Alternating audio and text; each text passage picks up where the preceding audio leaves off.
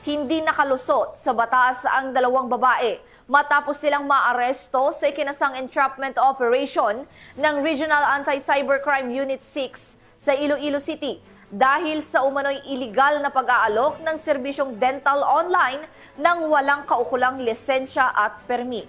Yan ang tinutukan ni Patrolwoman Mary Grace Artizuela.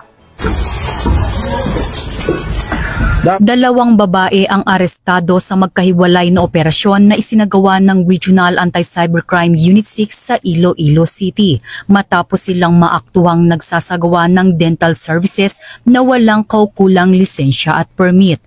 Natukoy ng mga otoridad ang mga suspect sa pamamagitan ng kanilang Facebook accounts na ginagamit sa pag-aalok ng dental services online. Bilang tugon, agad na nakipag-ugnayan ang RACO 6 sa mga suspect sa pamamagitan ng ikinasang entrapment operation. Agad na inaresto ang dalawang suspect matapos makumpirma ang kanilang iligal na aktibidad sa mismong lugar ng operasyon.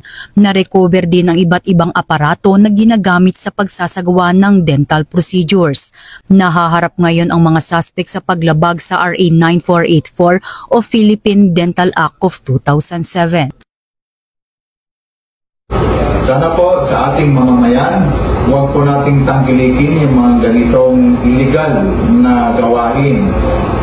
Dahil ito po ay delikado po sa inyong kalusugan at isa pa, unfair naman ito sa mga lisensyadong, mga professional, mga dentista na gumagawa, nagbibigay ng serbisyo na dental na naaayon sa batas.